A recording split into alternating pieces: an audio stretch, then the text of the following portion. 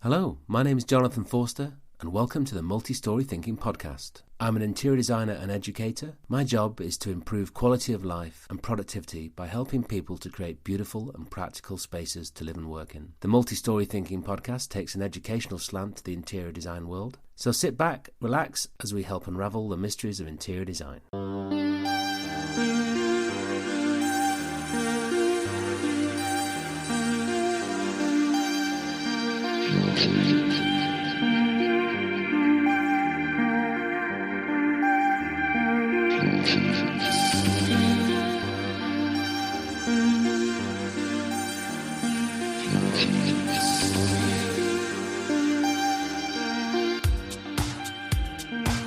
In this episode we meet Marianne Shillingford. Marianne is Creative Director of Dulux UK and Ireland and founder of the Colour and Design Awards.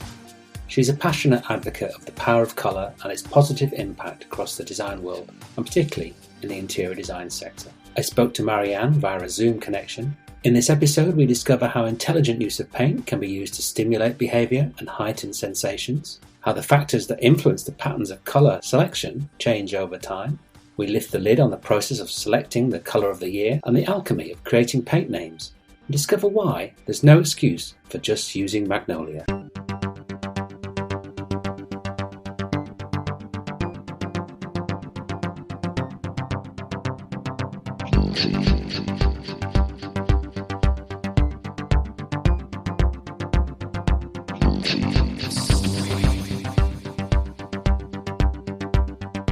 Marianne, thanks for joining me on the Multi-Story Thinking Podcast. I'm just talking to you through Zoom, as we all do at the moment, and we're going to talk a bit about colour, well, a lot about colour, I think, today. Just starting off with your role, you're Creative Director for Dulux. Now, that sounds pretty impressive. So what does that entail? It's the dream job, to be honest, Jonathan. It is everything that I wouldn't have ever imagined a job like this would exist.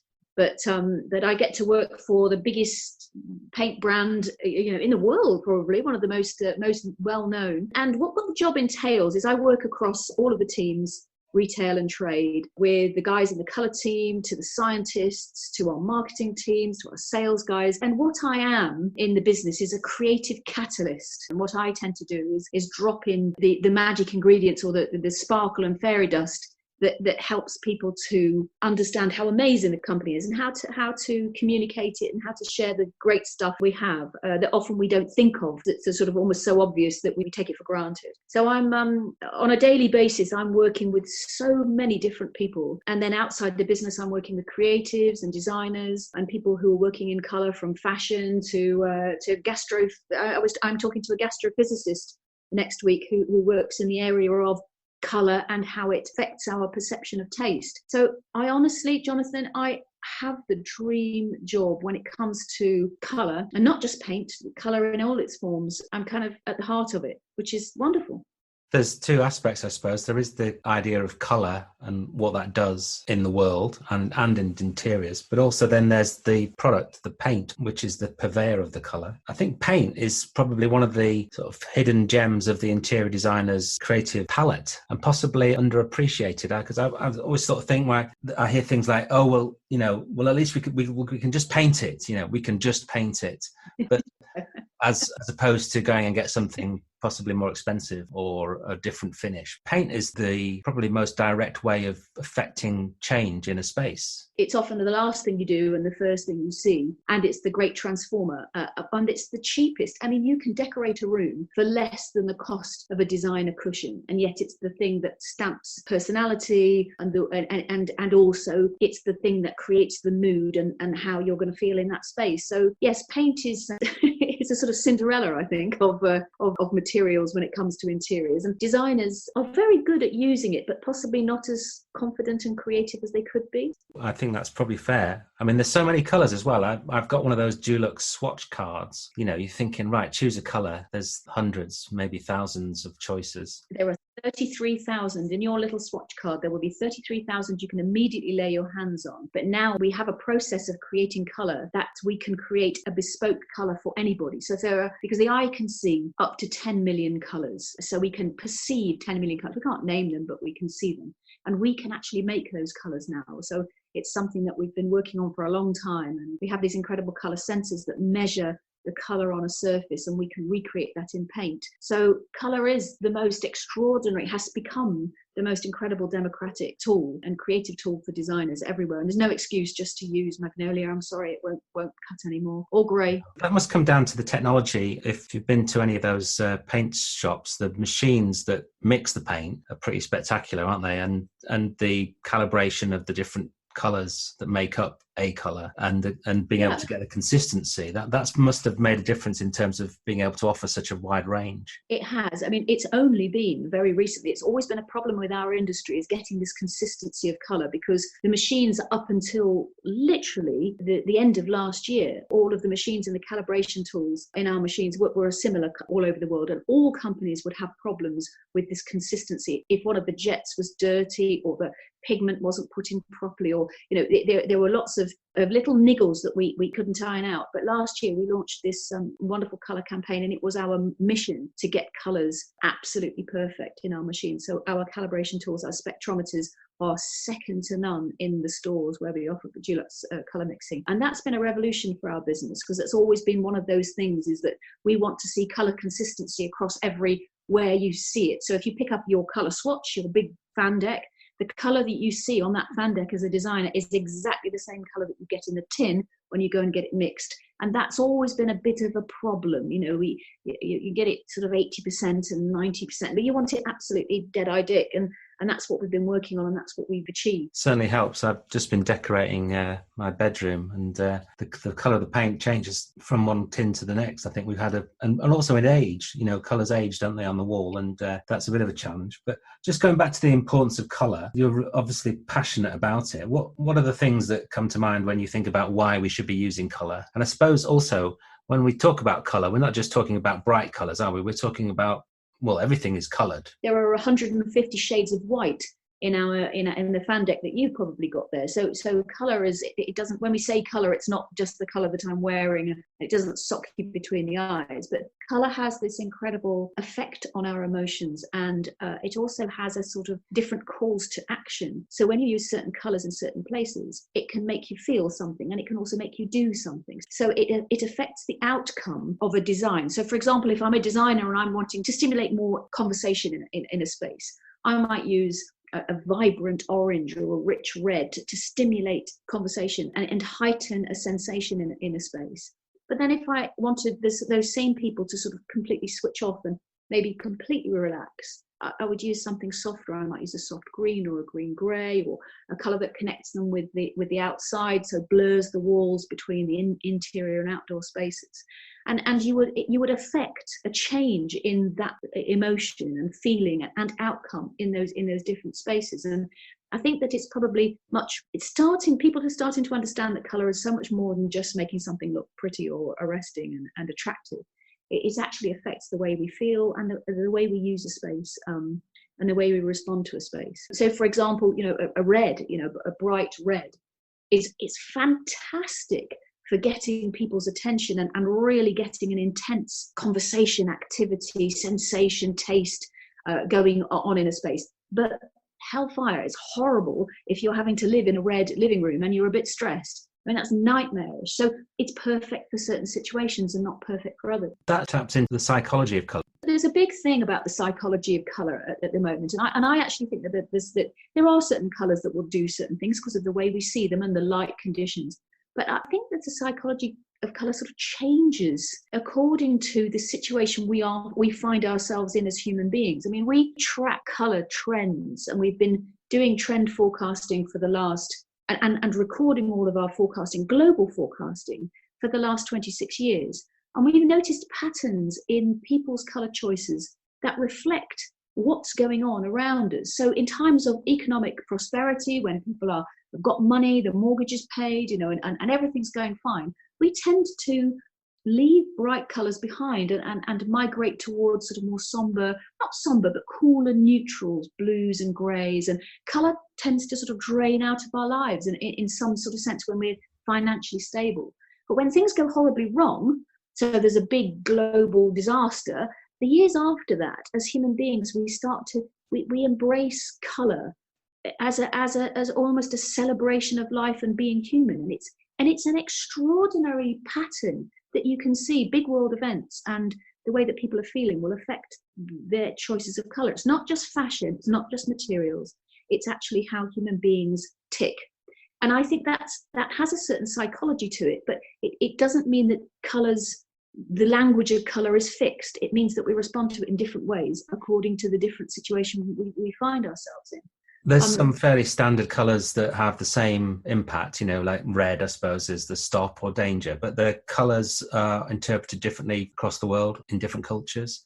Absolutely. I mean, red will always sock you between the eyes because it's the colour with the shortest wavelength. It's the colour that we can't ignore.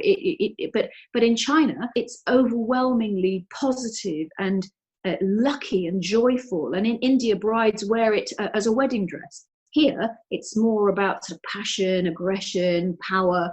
It has this dual personality, so sort of love and danger, but it's still the most powerful colour in the world. So what we could extrapolate from that is that red is hugely powerful.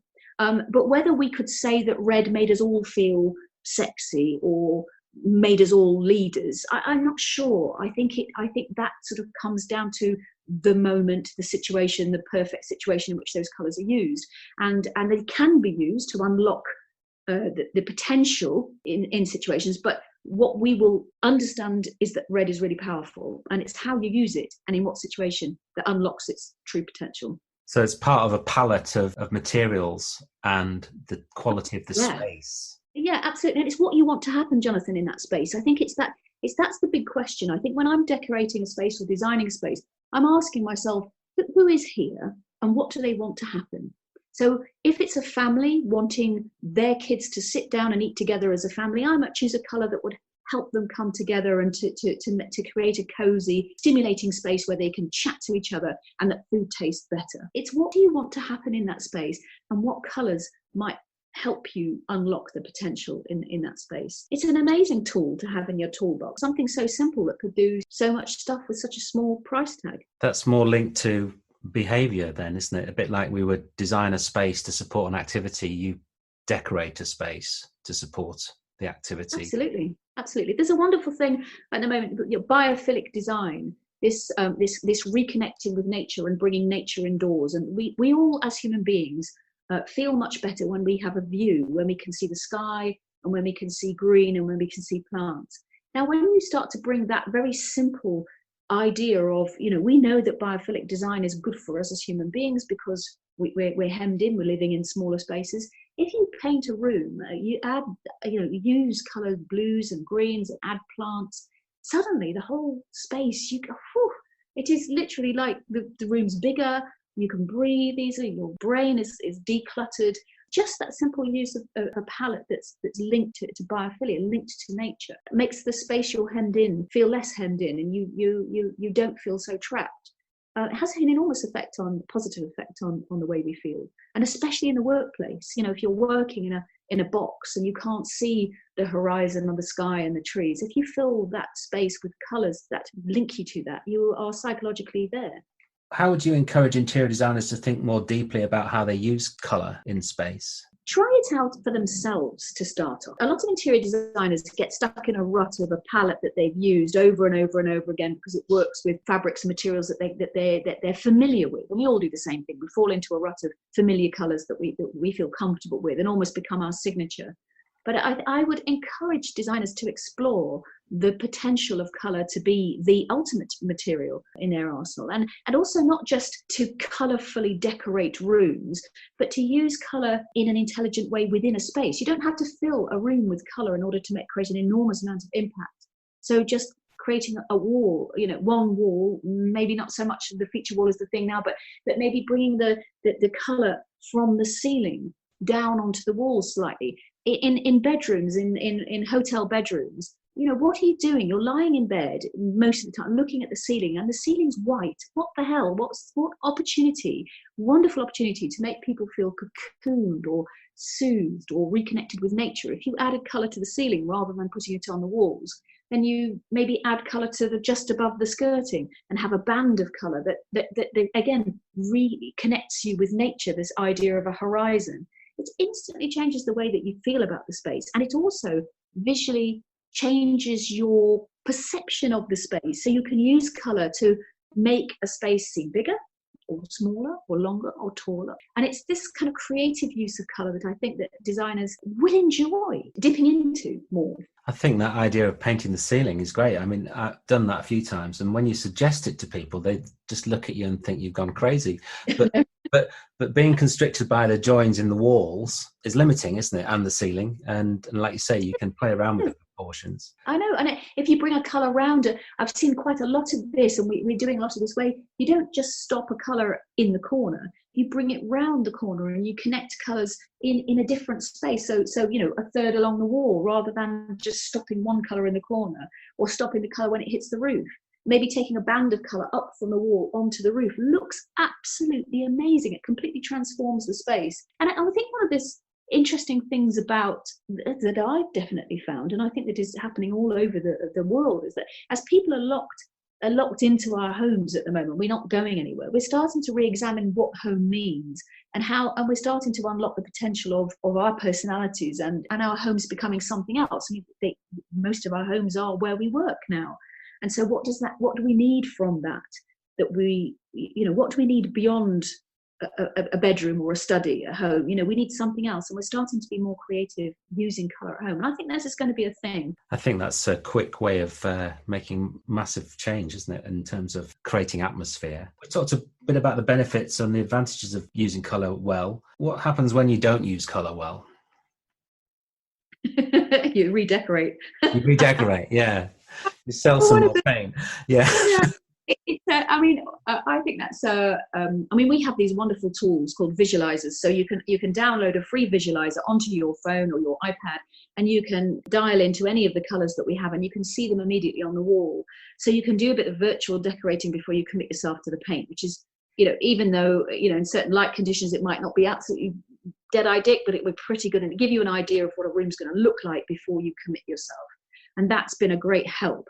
But when you get it wrong, you just don't like the room. You don't like the space. There's a thing about the bedrooms that people least choose to be in a hotel are yellow bedrooms. Yellow is the least favourite, least popular colour when it comes to hospitality. And why is that? What is that? So there's something quite interesting in the, if you get it wrong, you can lose money. You're not, if a bedroom is unpopular in your hotel and you painted it sunshine yellow because you saw it in Elle decoration and it looked bloody marvellous in the magazine, but it's not working for you. That they're the big mistakes, is where people feel uncomfortable in a space because the colour's not right for the mood you're wanting to engender or the outcome that you want from that space. So certain colours maybe work better in different contexts then? Yeah, in different contexts and in different lights. I mean, certain colours, if you've got a north-facing room and you put a cool grey in a north-facing room, honestly, you start crying now. It's miserable. Colour is simply different wavelengths of light, and the light in which you see colours will affect the colours most. I mean, in a north-facing room, greys in a north-facing room can look absolutely awful unless you've got fantastic artificial lighting, and generally we don't. So it's in context, but also it is coming back to this: what do you want to happen? How do you want to feel? What do you want to happen? As a designer, how important do you think it is to understand what's actually going on, how we see colour? And I'm also thinking about your colour wheel sort of video of you were using paint and then adding the complementary colour, little splash of that, and how that's moved. Yeah. And I guess that's something that would be really interesting to understand. Like, it's a tool that you can manipulate if you understand the dynamics of it. Yeah, absolutely. Because the colour wheel shows us how colours are made and how colours relate to each other and what you need to do to colours or add to them to change them, or and how you group them together. So the colour wheel is a lovely little tool to have. And understanding how light affects colour and how colours when they sit next to each other. So colours, when you put one colour next to each other, how does that affect another colour. So, for example, one of our complaints that we had from one particular customer, I'll share this with you because it'll make you laugh. The customer kept on phoning up saying, I put polished pebble on my walls and every time I go into the room, it looks purple. And we said, well, polished pebble is a true grey. It's not purple. It's not a purple grey. And she wouldn't have it when we sent her more paint and we reimbursed her. And then one of the guys went round to her house to see what was happening. And basically she got a purple carpet. And the light was bouncing in off the purple carpet onto the walls and was affecting the way her walls looked.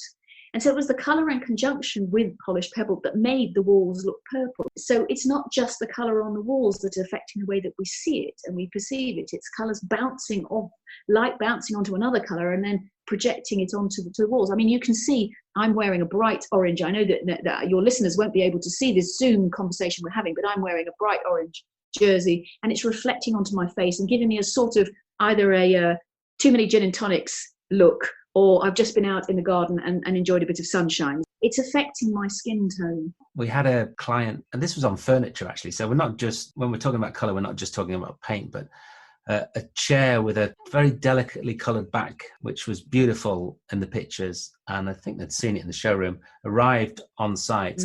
And they said, you've sent the wrong colour chair, the wrong colour chair. Oh my God. So we're on to the suppliers, back to the manufacturers. And we went in to see it. And there was some weird thing going on with the reflected light and the colour was just disappearing. And then if you turned it around and took it into a slightly darker space, bang, it was straight back, clear as day. So there's those tricks that are being played on us. Absolutely. Colour never lives on its own. It only lives with it. It's a friendly thing and it comes alive. Our colour of the year, a colour called Tranquil Dawn, and it's a soft, misty grey, grey-green. It's a beautiful sort of like a celadon. It's a celadon green. But in certain lights, it looks grey. So in the morning, it looks grey. In the middle of the day, when it's got loads of light on it, if you've got a decent sort of, it looks, the celadon comes out. And then in the evening, it turns into this lovely sort of misty olive green.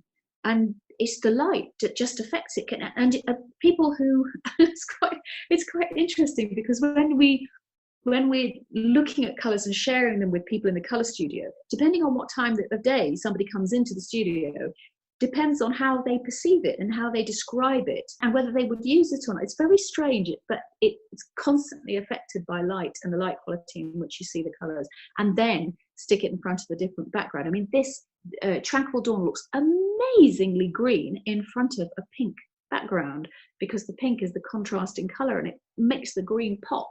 You put it against a sort of blue background or a grey background, and then it sort of goes quiet and just almost melts into it melts away. It's a bit of a language. So understanding the way in which colours interact is really important. I was going to ask you about Tranquil Dawn. There's a huge amount of marketing around colour trends, not just with Dulux, but everyone's interested in what the latest colour is, the colour of the year. Yep. What's the process of choosing that colour? Okay, are you ready for this? This is one of my favourite things because colour of the year is a great marketing tool, of course, but colour of the year is a really important colour for a reason. I'll tell you the process. So basically, Dulux are part of an enormous global company that produce colour, one of the biggest in the world, and so colour is absolutely at the heart of the success of all of the products that we create because we create surface coating. So surface coating is amazing. You put it in the right color and it's more than amazing. It's like an alchemy. It turns base metal into gold. So you have to get colors right. And so every year we invite architects and designers and specialists. We have 80 markets in 26 countries, and we ask specialists that represent each country to our aesthetic center in Amsterdam. And these are people who are not anything to do with us, not necessarily anything to do with color. But there'll be people who will be renowned for having spotted something or be doing something extraordinary in that country. So it could be architecture, it could be design, it could be a new tech product, it could be lighting, it could be an amazing social economist or somebody who's working in digital design or film or something that represents something important in the world. And then we invite them to the Aesthetic Centre in Amsterdam and we ask them to a 3-day workshop where we talk to them about what is happening in the world that's going to affect the way we live and the things we buy and the way we decorate our homes or the way that we live in our homes and in our workspaces in the years to come. And in the last 5 years, that conversation has moved from stuff, talking about new materials and new designs in furniture and new cars. It's moved away from talking about the stuff that influences much towards the things around us that influence us. So, for example, global warming, politics, divisions in society, a return to craft, what we really value as human beings, experiences over luxuries. And what is the new luxury? So in the last 5 years, our attention has turned not to the physical stuff, but much more towards the things that affect us and how we want to feel in the places in which we live and we work in the future. And so our trend forecasting is completely and utterly human-centered. It is, of course, influenced by things that are happening in design, because you can't design colours that work in an interior that don't reference anything that's going on in there already. So it comes a little bit back to design, but it's much more about human condition and how we want to feel in those spaces. And this year, Tranquil Dawn, we could see that the world, as human beings, are struggling with digital, online stuff, robotics, artificial intelligence. It's one of the things that is making us redundant as human beings. And so our theme, or our kind of like overarching theme, was, what makes us human? This is the big question. What makes us human? And what makes us human is being more connected with each other, more connected with nature, having space to think, space to breathe, not being overwhelmed, coming together as human beings, return to craft. And so all of these incredible concepts are very, very, have human beings at their very heart. And Tranquil Dawn was a colour that kept on coming back. We kept on seeing it everywhere. We kept on seeing these beautiful soft celadon greens, and we also biophilic design, reconnecting with nature. And we chose that colour because it was the colour that did melt the walls away. It did reconnect us with the outside, and it was a colour that was so beautiful and easy to live with. And in this fast-paced world, this is what we need. It was inspired by the colours between the land and the sky on a spring morning. That sort of like blue-green colour, and it just opens up a space and allows us to think. And we called it Tranquil Dawn because tranquility is what we need. We added the dawn because we are on the dawn of a new decade. And so, yes, Colour of the Year is a great marketing ploy, but Colour of the Year has so much more depth behind it and conversation with so many people behind it. It's not just something we sit around a table, have a few glasses of wine and chocolates and say, darling, I think this year we'll have blah, blah, blah. It doesn't work like that. It's a massive deal. I'm pleased to hear there's a lot of rigour to the process. It's a bit of a metaphor for the state of our human minds. It feels like a reference to the current age we're in. It made me think initially of kind of well-being. It's got a nice, I think so. Gentle feel to it. Yeah, it's a colour that enhances a feeling of well-being. It's a colour that is just soothing and easy to live with, and often when we are being bombarded 24/7 by everything shouting for our attention, clamoring for our attention, what we need are spaces in which we can relax, and especially at home. And Jonathan, this has become the most popular colour that we've probably ever sold in the world. So we got it right, and I think it's proof. You bring out a colour of the year, and unless it sells, it's not done its job, has it? And it has been our best-selling colour. We do put an enormous amount of thought into it. It tells a great story, and it becomes a great tool for designers as well. Because when we do trend forecasting, we don't just do colour of the year. We do a whole palette. Trend palettes that capture different elements of what it is. So if our overarching theme is what makes us human, then we look at what the things that make us human. So to be human is to be creative. So we have a palette, a creativity palette. To be human is to care for each other. So we have a palette that creates feelings of well-being in which we can care for ourselves, the planet, each other. And human beings are playful. Robots can't be playful, but we are playful, and we need to play. And so we have a playful palette. In there as well, and each of the palettes is designed to sort of enhance one element of being human. So it's not just about colour of the year; it's about the story of what makes us human, and how we can use that story and interpret it in colour and use it in our interiors. That's really interesting to hear that. I've been on the website and seen those palettes, and you've got numbers of different tools. A really useful way of just showing what goes together and giving people the confidence to use the colour more effectively. Yeah, we do a lot of photography, and we bring the palettes and the stories to life through photography, and hopefully inspiring photography that shows how the colours can be used and layered together, because all designers will have a palette of colours, not necessarily just paints, but in materials and different elements of the room that they'll bring together and use like an artist. And we use paint and other materials as well. I mean, we try and tell stories that are deeper than just the way they look. The naming of colours, I was always fascinated by that. And when I was working with my sister, we used to, if we were stuck on a colour, the name of it would tip the balance. And we'd always favour ones that referenced in some way our Lake District upbringing. So, you know, Lakeland Blue or something like that would be a definite winner over another colour. But is there I'm hoping there's a really rigorous way of choosing names, but there seems to be so many. We call it alchemy. It's the alchemy process. And basically you can have a beautiful colour, but if it's called something dreadful, it won't sell, because people won't say, oh, I want lemon puff on my walls. I don't want this. You know, I've painted my dining room Aunt Pat's shoes.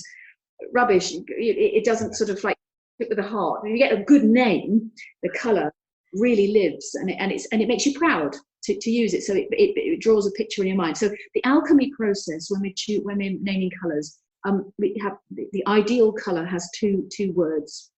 One word that takes you to the colour, so references the colour, and that could be blue or green, or it could be sunshine.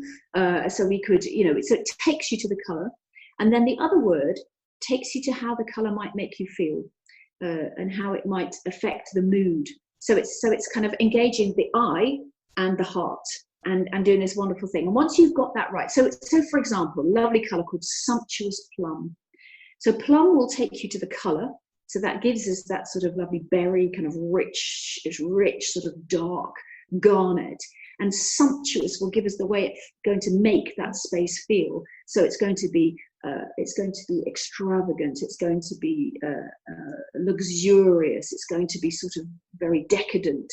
So Sumptuous Plum, and it might be lovely in a dining room. So that kind of naming process. When you see the colour, you just go, yeah, I get that colour. You're making those emotional contacts, aren't you, with the user? Yeah, it's eyes, brain, and heart. Yeah, and get those right. And one of the funny things, you might think this is funny, but as I'm looking out of the window, in this country, some of the best-selling colours we have reference wet weather. So rain, storms, clouds, anything to do with wet weather, the rain, we love it. And hot drinks, coffee, tea, hot chocolate. So they are our best-selling colours. And you mentioned the 30,000 plus colours. Is that that's on the fan? Is it the sample fan? The fan deck, the big fan deck, the big trade fan deck you have will probably have about 2,400 colours in it. Yeah. And then we archive all of our colours from the past. We archive, and you can still get them through the machine. So if you've got, sometimes colours get renamed over periods of time. So those 2,000. Sorry, there's 2,000 colours in the fan deck. Do they change from year to year slightly, or do you we will change them we will probably change them every few years. That we would call that the master palette or colour palette for a particular. So at the moment we're on colour palette 5, CP5, but it's gone through a number of iterations, and we'll change that. We'll put in new colours and we'll take out old colours, but we don't get rid of colours like children.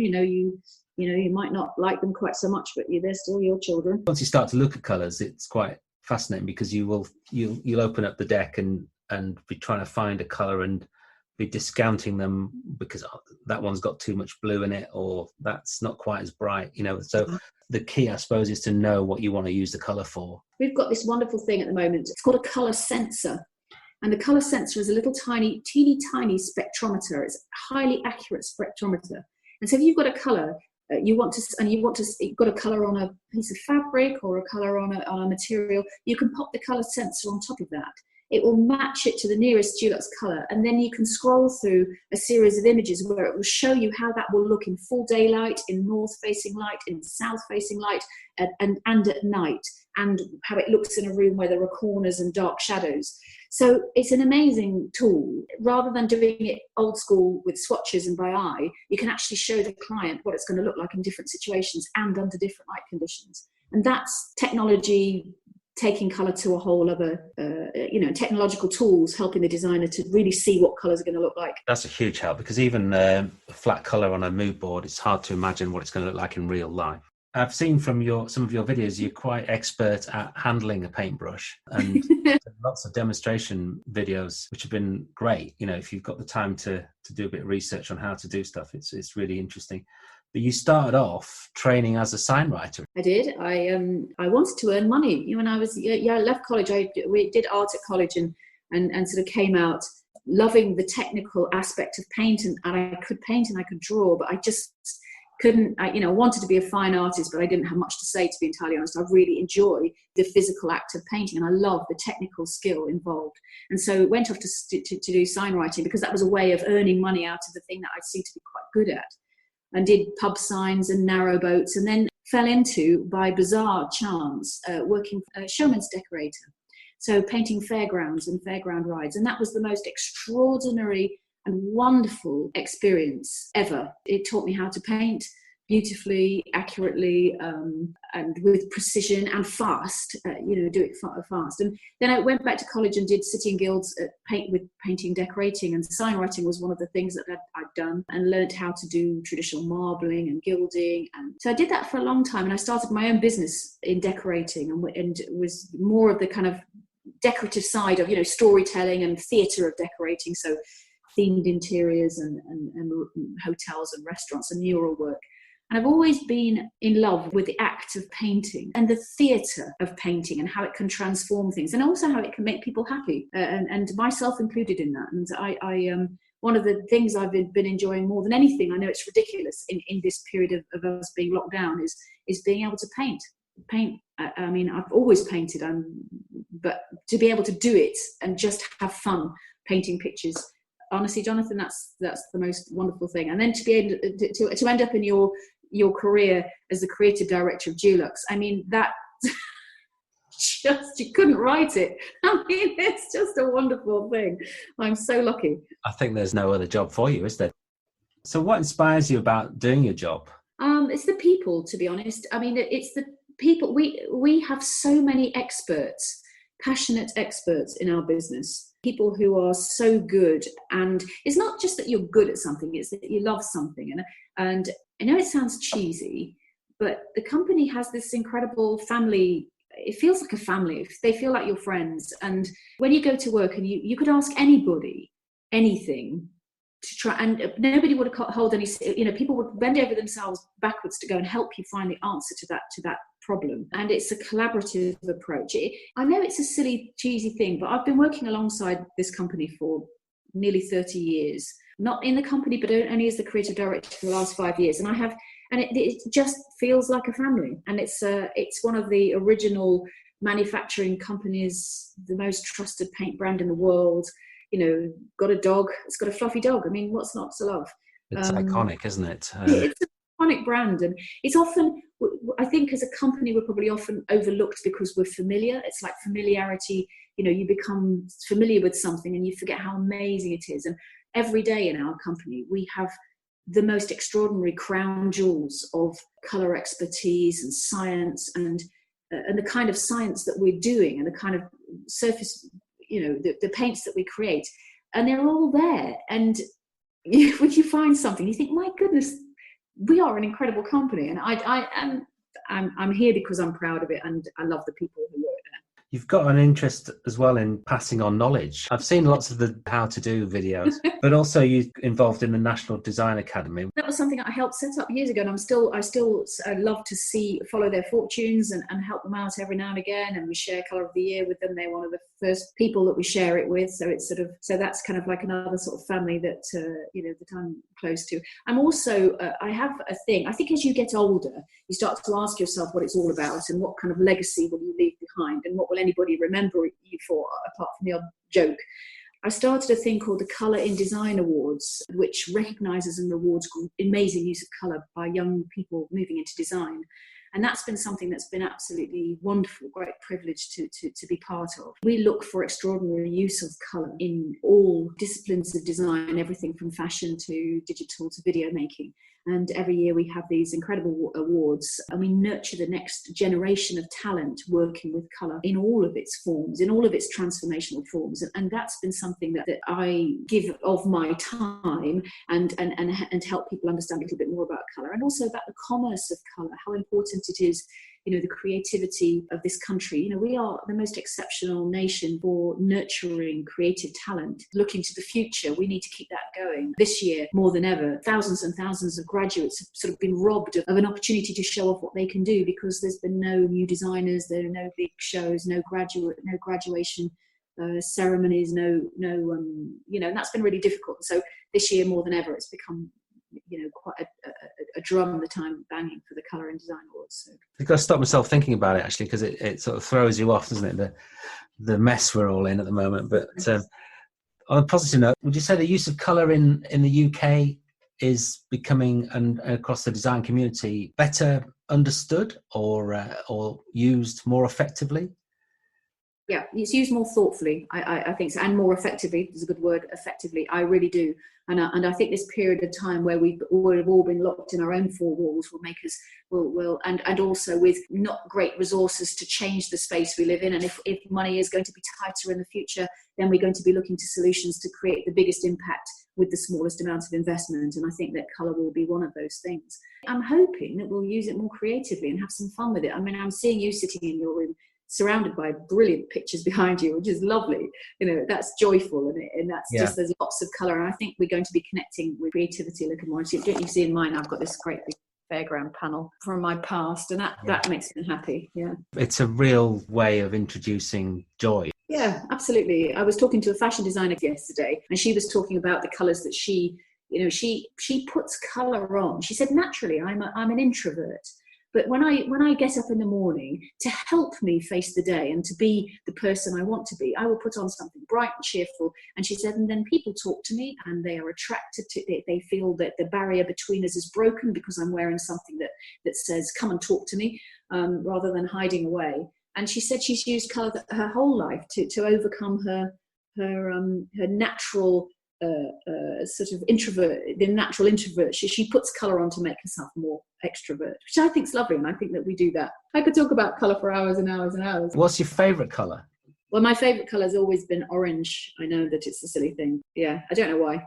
Just, always orange. Yes. What kind of, like an orange? Warm oranges have always made me smile. I just like orange in all its forms. I'm looking at that fairground panel. I mean, this is a bit bright, but it's quite fun for summer. I like orange tights, orange anything. I kind of like, but I don't use a lot of it. I did have an orange bedroom once, but whenever I see the colour, it always makes me smile. I can't think what my favourite colour is. Actually, I do like an orange. I've got an orange pencil here. It's supposed to be the colour of creativity. I think is it the body's chakra? The chakra is orange, and I like the idea of that. Somebody told me that one day, and I thought, oh, maybe that's true.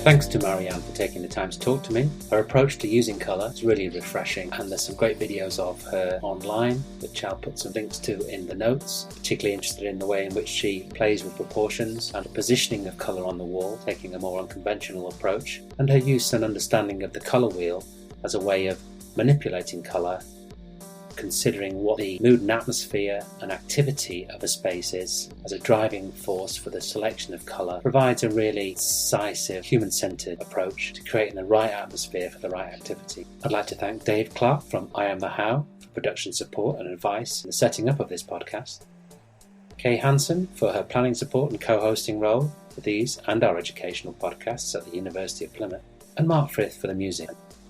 In the next podcast, we interview award-winning designer Ella Duran, famous for her pioneering application of photography-based images and patterns onto functional household products. I'd really like to hear your feedback on the podcast. Leave a comment or get in touch via Twitter. Thanks for listening. Bye for now.